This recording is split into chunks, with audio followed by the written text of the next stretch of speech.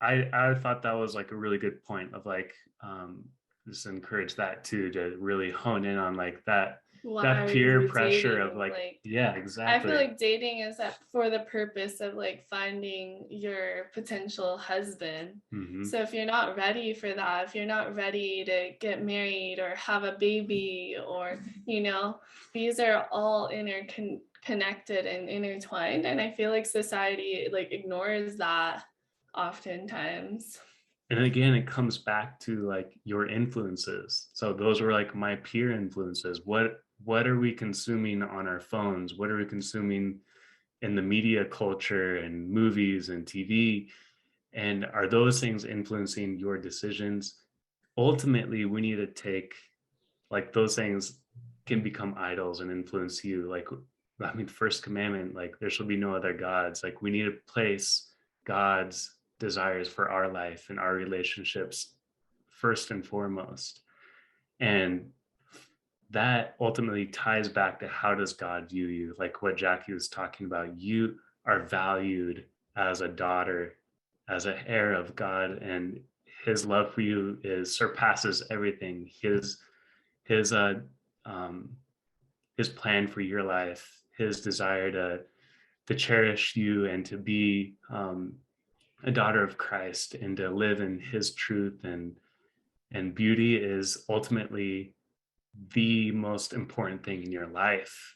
And I know like as a junior high or high school, like all these relationship and drama things can get all intertwined into how you view yourself in your life. But hold to that truth daily, remind yourself daily, write it like what Jackie was saying, write it on a sticky note, put on your mirror, like I am valued, I am loved by my creator.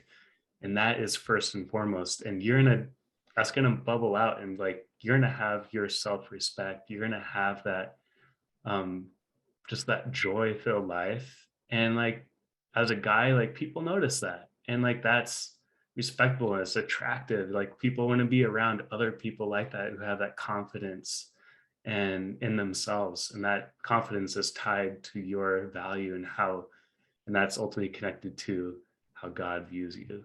And that makes me think of like last week. So, girls, if any of you are struggling with your self value and worth, like maybe put an emoji in the chat. But